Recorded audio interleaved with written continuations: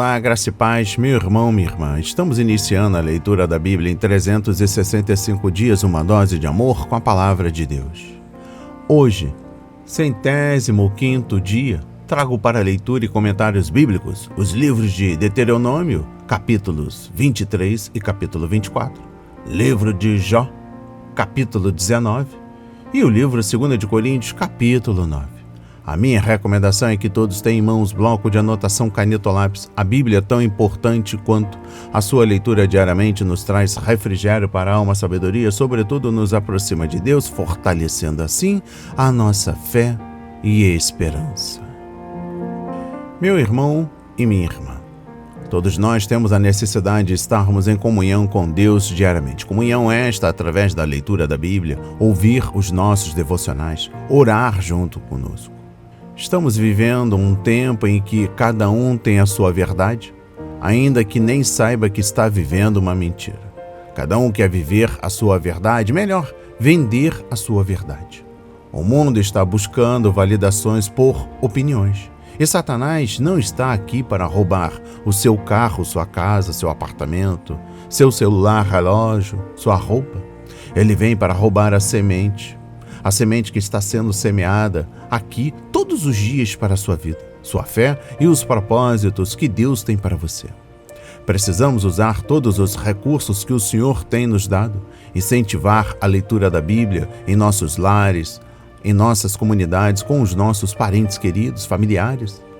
Todos os dias fazemos isso aqui via redes sociais. Neste momento lhe convido a repetir estas palavras. Senhor, revele a compreensão de sua palavra. Senhor, me dê compreensão da sua palavra. A Bíblia Sagrada nos faz gerar a fé, nos faz ter o alimento, a cura, a restauração e nos concede a verdade. Senhor, revele a compreensão de sua palavra no dia de hoje e sempre, em nome de Jesus. Amém. E graças a Deus, graças a Deus, graças a Deus. Vamos para a leitura no livro de Deuteronômio, capítulos 23 e capítulo 24.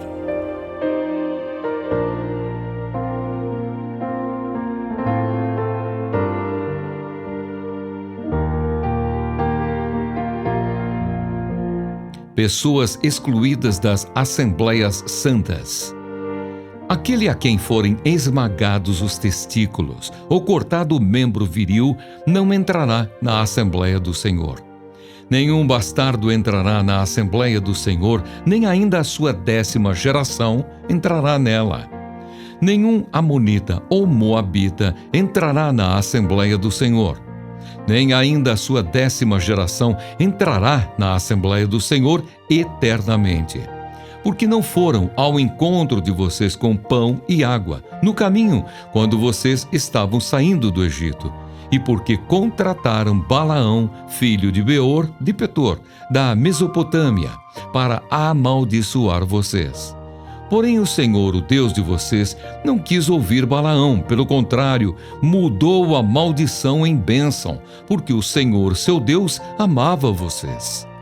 Não procurem nem paz, nem bem para os amonitas e moabitas, enquanto vocês viverem para sempre. Não odeiem os edomitas, porque são irmãos de vocês. Nem odeiem os egípcios, porque vocês viveram como estrangeiros na terra deles. Os filhos que lhes nascerem na 3ª geração, cada um deles poderá entrar na Assembleia do Senhor. A santidade do acampamento. Quando o exército sair para lutar contra os inimigos de vocês, então vocês devem se guardar de toda coisa má. Se houver entre vocês alguém que, por motivo de poluição noturna, não esteja puro, sairá do acampamento. Não poderá permanecer nele. Porém, ao cair da tarde, ele se lavará com água e depois do pôr do sol, poderá voltar ao acampamento. Também haverá um lugar fora do acampamento para onde vocês devem ir e fazer as suas necessidades. Tenham entre as suas armas uma pá, e quando alguém se abaixar fora do acampamento, cavará um buraco com a pá, e virando-se, cobrirá as fezes com terra. Porque o Senhor seu Deus anda no meio do acampamento de vocês para livrá-los e para entregar os inimigos de vocês em suas mãos. Portanto, o acampamento de vocês deve ser santo, para que ele não veja em vocês coisa indecente e se afaste de vocês. A respeito de fugitivos, prostitutas e usura, não entreguem ao seu senhor o escravo que, tendo fugido dele, se refugiar entre vocês. Poderá ficar morando com vocês no lugar que escolher, em alguma das cidades de vocês que for do seu agrado. Não o oprimam. Das filhas de Israel não haverá quem se prostitua no serviço do templo, nem dos filhos de Israel haverá quem o faça. Não permitam que o salário pago à prostituta ou a prostituto por qualquer voto seja trazido à casa do Senhor seu Deus, porque uma e outra coisa são igualmente abomináveis ao Senhor seu Deus. De um compatriota vocês não devem cobrar juros ao emprestarem dinheiro, comida ou qualquer coisa que se costuma emprestar com juros. Aos estrangeiros vocês podem emprestar com juros, porém aos seus compatriotas vocês não devem emprestar com juros, para que o Senhor, seu Deus, os abençoe em todos os seus empreendimentos na terra que vocês vão possuir. A respeito de votos, se fizerem um voto ao Senhor seu Deus, não devem demorar a cumpri-lo, porque o Senhor seu Deus certamente o exigirá de vocês e vocês serão culpados de pecado. Mas se vocês se abstiverem de fazer um voto, não serão culpados de pecado. O que proferiram os seus lábios, isso vocês têm de guardar e cumprir, porque livremente fizeram um voto ao Senhor, seu Deus, com as palavras que disseram. Quando entrarem na vinha do seu próximo, podem comer uvas à vontade, até ficarem fartos, porém não devem levá-las embora num cesto. Quando entrarem na plantação do seu próximo, podem arrancar as espigas com as mãos, porém não devem colher nada com a foice. A respeito do divórcio, se um homem tomar uma mulher e se casar com ela, e se ela não for agradável aos seus olhos, por ter ele achado coisa indecente nela, e se ele escrever uma carta de divórcio e a entregar à mulher e a mandar embora, e se ela, saindo da casa dele, for e se casar com outro homem, e se este passar a odiá-la e escrever uma carta de divórcio e a entregar à mulher e a mandar embora de sua casa, ou se este último homem, que a tomou para si por mulher, vier a morrer, então o primeiro marido dessa mulher que a mandou embora não poderá casar-se de novo com ela, depois que foi contaminada, pois é abominação diante do Senhor. Assim, vocês não farão pecar a terra que o Senhor, seu Deus, lhes dá por herança. Leis de caráter humanitário. Um homem recém-casado não sairá à guerra, nem lhe será imposto qualquer encargo. Durante 1 ano ficará livre em casa, e fará feliz a mulher com quem se casou. Não se tomarão em penhor as 2 pedras de moinho, nem apenas a de cima, porque assim se acabaria penhorando a própria vida. Caso seja encontrado alguém que, tendo raptado um de seus irmãos, dos filhos de Israel, o trata como escravo ou o vende, esse ladrão deve morrer. Assim vocês eliminarão o mal do meio de vocês. Em caso de lepra, tenham todo o cuidado de fazer segundo tudo o que lhes ensinarem os sacerdotes levitas. Como lhes tenho ordenado, vocês terão cuidado de o fazer. Lembrem-se do que o Senhor seu Deus fez com Miriam no caminho, quando vocês saíram do Egito. Se você emprestar alguma coisa a seu próximo, não deve entrar na casa dele para lhe tirar o penhor. Fique do lado de fora e o homem a quem você fez o empréstimo trará o penhor até você. Porém, se for homem pobre, não fique com o penhor durante a noite. Ao pôr do sol, restitua-lhe, sem falta, o penhor para que durma no seu manto e abençoe você. E isto será para você um ato de justiça diante do Senhor, seu Deus. Não oprima o empregado pobre e necessitado, seja ele um dos seus compatriotas ou um estrangeiro que está morando na terra e na cidade onde você vive. Pague-lhe o salário no mesmo dia, antes do pôr do sol, porque ele é pobre, e a vida dele depende disso, para que ele não clame ao Senhor contra você, e você seja culpado de pecado. Os pais não serão mortos por causa dos filhos, nem os filhos serão mortos por causa dos pais. Cada um será morto pelo seu próprio pecado. Não pervertam o direito do estrangeiro e do órfão, nem tomem em penhor a roupa da viúva. Lembrem-se de que vocês foram escravos no Egito e de que o Senhor os resgatou de lá. Por isso, lhes ordeno que façam assim. Quando estiverem no campo, fazendo a colheita, e nele esquecerem um feixe de espigas, não voltem para buscá-lo. Deixem que fique para os estrangeiros, para os órfãos e para as viúvas, para que o Senhor, seu Deus, abençoe vocês em tudo o que fizerem. Quando sacudirem a oliveira, não voltem para colher os frutos que ficaram nos ramos. Deixem que fiquem para os estrangeiros, para os órfãos e para as viúvas. Ao fazerem a vindima das uvas, não sejam rigorosos demais. Deixem que o restante fique para os estrangeiros, para os órfãos e para as viúvas. Lembrem-se de que vocês foram escravos na terra do Egito. Por isso lhes ordeno que façam assim.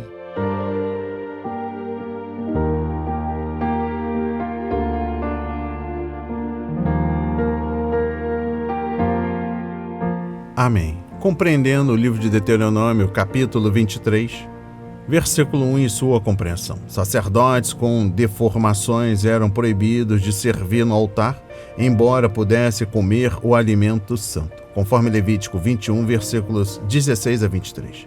E Israel era um reino de sacerdotes, conforme Êxodo 19, versículos 5 a 6. Portanto, os homens que entravam na nação não podiam ter esses defeitos. O profeta Isaías argumentava com ansiedade o dia em que os eunucos seriam recebidos no reino e abençoados por Deus, conforme Isaías 56, versículos 3 a 5.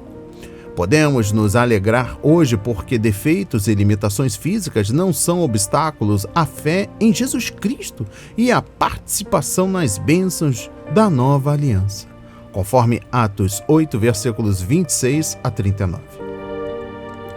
Exposição bíblica dos versículos 3 a 6. Os amonitas e os moabitas eram descendentes de Ló. Gênesis 19, versículos 30 a 38. Sobrinho de Abraão, mas não foram bondosos para com os seus parentes israelitas. Os amonitas não vendiam comida nem água a eles. E Balaque, rei de Moabe, contratou Balaão para amaldiçoar Israel, conforme Deuteronômio 2, versículos 9 a 23 e Números, capítulos 22 a 24. Uma vez que aqueles povos tinham relação com Israel, o Senhor não permitia que os israelitas os atacassem. O castigo deles foi a exclusão das bênçãos na nação de Israel para sempre. No entanto, Ruth, a moabita, casou-se com Boaz, passou a fazer parte de Israel e se tornou a bisavó do rei Davi. Ruth 4, versículos 17 a 22. E, portanto, foi uma ancestral de Jesus Cristo. Mateus 1, versículos 3 a 6. Ruth pôs sua fé no Senhor. Ruth 1, versículos 16 e 17. E ele aceitou. Aleluia! Exposição bíblica dos versículos 9 a 14. Esta seção se aplica aos soldados de Israel quando estavam acampados longe de casa. O princípio básico era de que eles tratassem o campo como fariam com a sua terra, pois o Senhor estava com eles, mesmo no campo de batalha, andando no meio deles. Aonde quer que formos, Deus está conosco e não devemos pensar que podemos lhe obedecer e escapar sem sofrer punição. A admoestação do Senhor é quando estiverem acampados em guerra contra os seus inimigos. Mantenham-se afastados de todas as coisas impuras, conforme versículo 9. Quer estejamos de férias ou longe de casa, negócio, o Senhor nos observa e quer que sejamos tão cuidadosos onde somos desconhecidos, como onde somos conhecidos. Moisés estava em solo santo em Midian, conforme Êxodo 3, versículo 5, assim como Josué perto de Jericó, conforme Josué 5, versículos 13 a 15. E eu finalizo a compreensão do livro de Deuteronômio, capítulo 23, com a exposição bíblica dos versículos 24 a 25. Esta lei não dava ao povo o direito de levar alimentos dos campos, vinhas e pomares de seus vizinhos para fazer um lanche. O privilégio de comer da propriedade alheia era reservado para os que, de fato, estivessem com fome, especialmente trabalhadores do campo, estrangeiros e os pobres. Essa lei também ajudava viajantes de passagem pela terra. Contudo, Moisés deixou claro que o alimento deveria ser levado no estômago das pessoas e não em vasilhas ou cestas. A lei dava às pessoas a possibilidade de suprir as suas necessidades e não satisfazer a sua ganância. Compreendendo o capítulo 24 do livro de Deuteronômio, exposição bíblica dos versículos 1 a 23. Esses dois capítulos seguintes discutem detalhes da justiça sendo feita, conforme versículo 7, versículos 16 a 18, capítulo 25, versículos 1 a 13 e versículos 11 a 16. O sequestro, além de proibido, conforme capítulo 24, versículo 7, era um crime capital, conforme Êxodo 21, versículo 16. Sequestrar e vender pessoas é tratá-las como mercadoria e não como seres criados à imagem de Deus. Os judeus não deveriam escravizar nem vender uns aos outros para serem escravizados pelos gentios. O Senhor havia libertado o seu povo do Egito para que pudesse ser livre, e o sequestro era o inverso do propósito de Deus. Compreendendo o versículo 9, Miriam tinha inveja da esposa de Moisés e criticava o irmão por causa do seu casamento. Conforme Números 12, versículo 1, Deus viu o seu coração, ouviu as suas palavras e a puniu em seu pecado, impondo-lhe lepra. Mostrando sua mansidão e amor de sempre, Moisés intercedeu por Miriam e Deus a curou. No entanto, a lepra a tornou impura e, por isso, ela teve de deixar o acampamento por uma semana, até que o sacerdote pudesse comprovar que a doença havia desaparecido.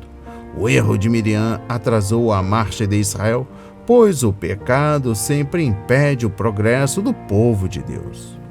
E eu finalizo a compreensão do livro de Deuteronômio, capítulo 24, trazendo o versículo 22. Mas lembranças podem levar às atitudes e ações perversas e muitas vezes à infidelidade ao Senhor. Embora Deuteronômio seja um livro longo, repleto de uma variedade de conteúdo, a lição espiritual que se destaca no texto é de que devemos ser preparados pelo Senhor para enfrentar os desafios e oportunidades do futuro. Essa preparação vem quando ouvimos, obedecemos e valorizamos a sua palavra. Embora haja algumas coisas que devemos esquecer, também há outras que devemos nos lembrar se quisermos agradar e glorificar o Senhor e realizar a obra que Ele nos deu. Vamos para a leitura no livro de Jó, capítulo 19.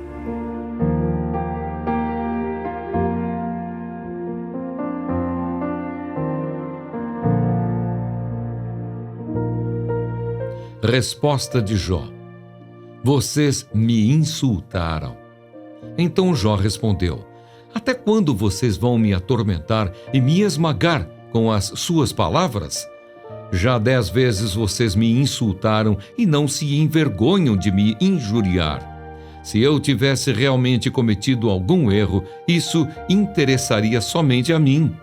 Se vocês querem se engrandecer contra mim e usam a minha vergonha como argumento contra mim, então saibam que Deus foi injusto comigo e me cercou com a sua rede.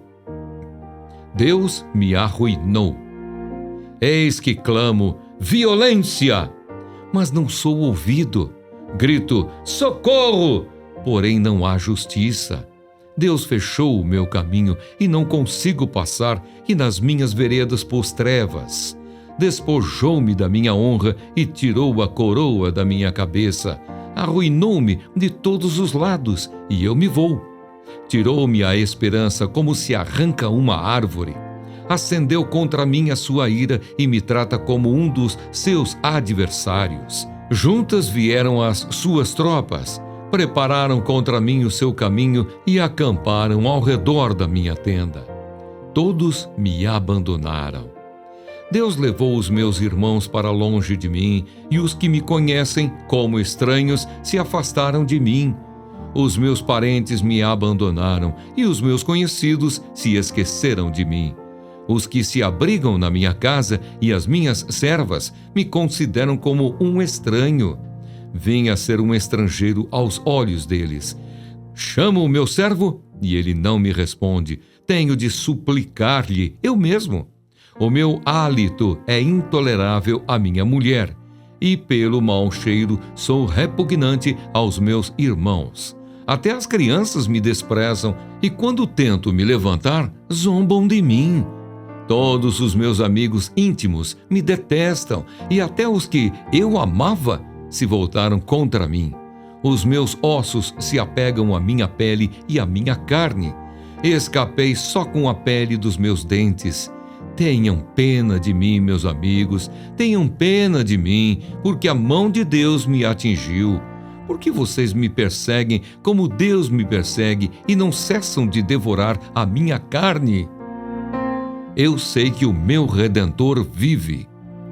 Quem dera fossem agora escritas as minhas palavras, quem dera fossem gravadas em livro, que com pena de ferro e com chumbo para sempre fossem esculpidas na rocha. Porque eu sei que o meu Redentor vive, e por fim se levantará sobre a terra.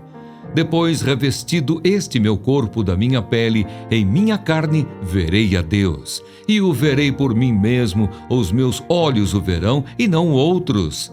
De saudade o meu coração desfalece dentro de mim. Se vocês disserem, como o perseguiremos? E a causa deste mal se acha nele mesmo. Então tenham medo da espada, porque tais acusações merecem o seu furor, para que vocês saibam que há um juízo.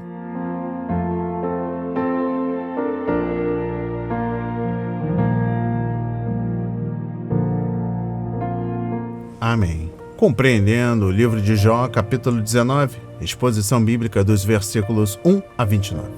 Quando Bildade acabou de descrever os terrores da morte, Jó respondeu enumerando as provações da vida, de sua vida. Em essência, ele estava dizendo aos seus amigos: eu não tenho de morrer para passar por provações. Eu estou passando por elas agora e vocês não parecem se importar. Exposição bíblica dos versículos 1 a 4. Nossas palavras ferem ou curam os outros? Fazemos seus fardos pesarem mais ou ajudamos a carregá-los com coragem? Os amigos de Jó o esmagaram com suas palavras. Eles o fizeram se sentir indigno e impotente diante de todo o seu sofrimento. Como devemos ser sensíveis às necessidades e lutas dos outros, ainda que as pessoas precisem de repreensão. Devemos fazer isso com amor, e nossas palavras devem animá-las e não lhes trazer mais fraqueza. Exposição bíblica dos versículos 13 a 22. Jó passou a explicar como o seu sofrimento afetou seu relacionamento com as pessoas. Devemos reconhecer que a dor extrema e prolongada muitas vezes isola o sofredor das pessoas e das circunstâncias à sua volta. Quando as pessoas realmente sofrem, elas muitas vezes se retiram e dão a impressão de que os outros não conseguem entender aquilo pelo que estão passando. Jó sentiu-se alienado daqueles que restaram em sua família, de seus amigos e até de seus servos. Uma evidência da compaixão de Nosso Senhor é a maneira pela qual ele se identificou com os excluídos. Ele comeu com os publicanos e pecadores, conforme Mateus 9, versículos 9 a 13. Tocou leprosos, Mateus 8, versículos 1 a 4. Aceitou presentes de prostitutas, Lucas 7, versículos 36 a 50. E até morreu entre dois malfeitores, Lucas 23, versículos 32 e 33. Jesus sabia como era ser desprezado e rejeitado pelos homens, um homem de dores e experimentado no sofrimento, Isaías 53, versículo 3. Como é importante que nós, seus discípulos, tenhamos esse mesmo tipo de compaixão. Exposição bíblica dos versículos 23 a 29. Porque Jó queria que suas palavras fossem registradas para sempre. Ele achava que iria morrer antes que Deus pudesse justificá-lo e queria que as pessoas se lembrassem de como ele sofreu e do que disse. Bildade havia advertido: sua lembrança desaparece da terra. Conforme capítulo 18, versículo 17. E Jó queria que a sua história permanecesse. Compreendendo o versículo 25, a palavra hebraica traduzida por Redentor no versículo 25 refere-se ao Redentor da família, o parente próximo que poderia vingar o sangue de seu irmão, conforme Deuteronômio 19, versículo 6 a 9. Reivindicar e recuperar seus bens, Levítico 25, versículos 23 a 24 e versículos 39 a 55. E libertá-lo da escravidão, Levítico 25, versículo 25. O redentor da família também podia ir ao tribunal em nome de um parente ofendido, Provérbios 23, versículos 10 e 11. Sem dúvida, este redentor da família é Jesus Cristo. Ele assumiu uma natureza humana para que pudesse revelar Deus a nós, passar por tudo o que passamos, morrer por nossos pecados e depois voltar ao céu para nos representar diante do Pai. Ele está disposto a salvar e é capaz de fazê-lo. Um dia, ele se levantará sobre a terra e a julgará, mas defenderá seu povo.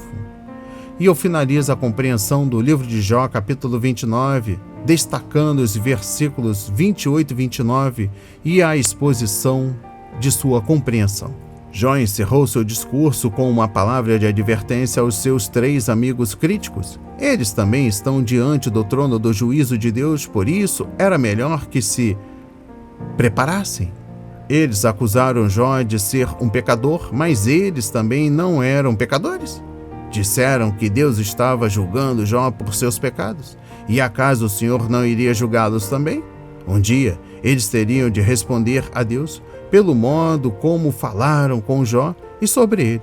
Por isso era melhor que tomassem cuidado. Vamos para a leitura no livro 2 de Coríntios, capítulo 9.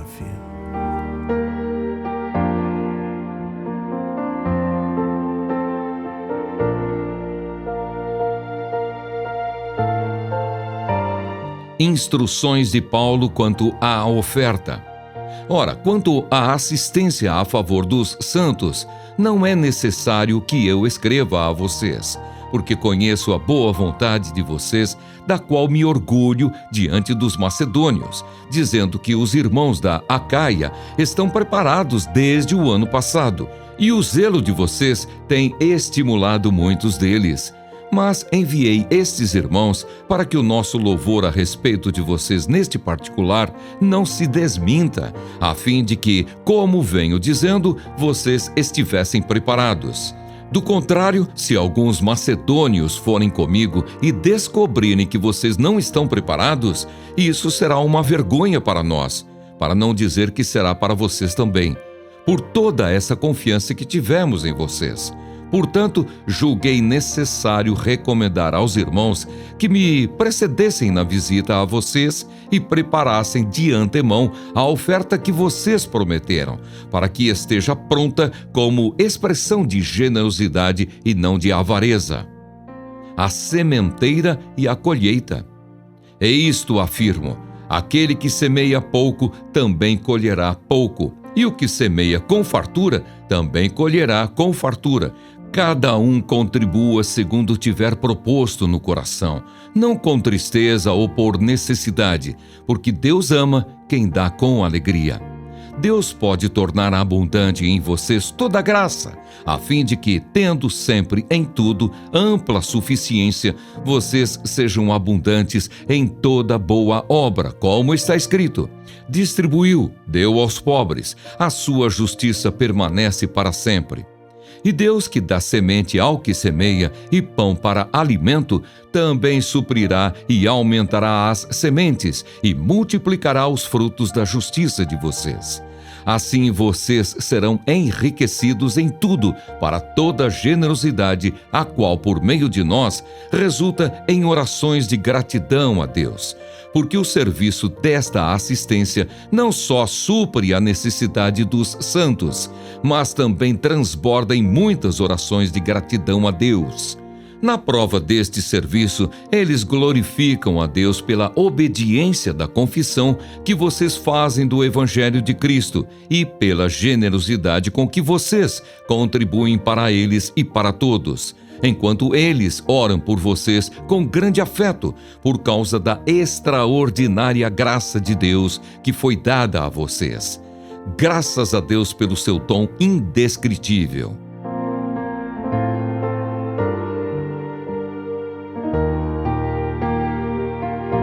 Amém. Compreendendo o livro 2 de Coríntios, capítulo 9, exposição bíblica dos versículos 1 a 5. Embora não devam competir uns com os outros em seu serviço por Cristo, os cristãos precisam considerar uns aos outros para se incentivarem ao amor e às boas obras, conforme Hebreus 10, versículo 24. Quando vemos o que Deus está fazendo na vida dos outros e por meio deles, nós mesmos devemos nos esforçar para servir melhor a Ele. Há uma linha tênue entre imitação carnal e simulação espiritual, e devemos ter cuidado nesse sentido. No entanto, o cristão zeloso pode ser o meio de despertar uma igreja e motivar as pessoas a orarem, trabalharem e contribuírem. Compreendendo o versículo 3a. Muito mais importante do que o dinheiro em si era o benefício espiritual que viria à igreja enquanto os cristãos compartilhassem as coisas em resposta à graça de Deus na vida deles. Paulo já havia orientado os coríntios sobre como levantar as contribuições, conforme 1 de Coríntios capítulo 16, versículos 1 a 4. Por isso não havia desculpa alguma para protelar a coleta. Paulo queria que toda a contribuição estivesse pronta quando ele e sua comissão financeira chegassem, para que não houvesse levantamento de donativos de última hora que pudessem parecer imposição à igreja. Compreendendo o versículo 3b, o apóstolo não viu nada de errado ou carnal em pedir às pessoas que prometessem contribuir. Ele não disse quanto elas deveriam se comprometer em dar, mas esperava que cumprisse a promessa. Quando uma pessoa compra uma casa ou outro bem a prazo, ela assume o compromisso de pagar as prestações mensais? Ora, se é aceitável assumir compromissos financeiros para adquirir coisas materiais, sem dúvida é aceitável comprometer-se a colaborar com a obra de Deus. Compreendendo o versículo 5, nosso maior incentivo à contribuição é que ela agrada ao Senhor, mas não há nada de errado em participar do tipo de contribuição que estimula os outros a também contribuírem. Isso não significa que devemos anunciar o que fazemos como indivíduos, porque esse tipo de prática violaria um dos princípios básicos da contribuição, o de dar em secreto para o Senhor, conforme Mateus 6, versículos 1 a 4. No entanto, Paulo estava escrevendo às igrejas. Naquele contexto, não era errado que as congregações anunciassem suas contribuições coletivas. Exposição bíblica dos versículos 6 a 11. O princípio do aumento diz que colhemos na medida em que semeamos, conforme versículo 6. Este princípio não precisa de muita explicação porque o vemos em ação na vida cotidiana. O agricultor que planta muitas sementes terá mais chance de obter uma colheita maior. O investidor que põe uma grande quantia de dinheiro nos fundos remunerados dos bancos, certamente terá mais lucros. E também nós, quanto mais investirmos na obra do Senhor, mais frutos teremos em abundância em nossa conta. Filipenses 4, versículos 10 a 20. Exposição bíblica dos versículos 7 e 8. A motivação cristã na contribuição ou qualquer outra atividade é vital importância. Nas ofertas devem vir do coração e o motivo do coração deve agradar a Deus. Não devemos dar com tristeza ou com pesar ou dar com raiva, por mera obrigação. Mas devemos dar com alegria, compartilhando com entusiasmo o que temos, porque conhecemos a graça de Deus. Quem é generoso sempre será abençoado. Provérbios 22, versículo 9. Compreendendo o versículo 11, enquanto semeamos, somos enriquecidos e enriquecemos os outros. O lavrador colhe benefícios físicos imediatos enquanto trabalha no campo, mas precisa esperar a colheita. O cristão que é motivado pela graça colhe as bênçãos do enriquecimento pessoal em sua vida e caráter. E esse enriquecimento beneficia os outros. O resultado final é a glória de Deus enquanto outros dão graças a Ele. Paulo teve o cuidado de mostrar que contribuir pela graça não nos dá crédito, mas traz gratidão ao Senhor. Compreendendo o versículo 12, no processo de contribuição, não somos nós que recebemos a glória, é o Senhor que é glorificado, conforme Mateus 5, versículo 16. Muitas pessoas darão graças a Deus porque ajudamos a suprir suas necessidades. Podemos não ouvir estas palavras de gratidão na terra hoje, mas iremos ouvi-las no céu, quando a igreja estiver reunida. E eu encerro a leitura da Bíblia e também a compreensão do livro 2 de Coríntios, capítulo 9, com a exposição bíblica dos versículos 14 e 15. Dar é uma atitude que une o povo de Deus, sem dúvida. Este era um dos principais objetivos que Paulo tinha no coração quando desafiou as igrejas dos gentios a prover ajuda aos cristãos judeus. Os legalistas radicais na igreja acusaram Paulo de ser contra os judeus e até contra a lei. As igrejas dos gentios foram retiradas da igreja-mãe em Jerusalém por causa da distância e da cultura. O apóstolo queria evitar uma divisão na igreja e a oferta assistencial fazia parte daquele programa de prevenção. Recebam essas palavras na autoridade de Jesus.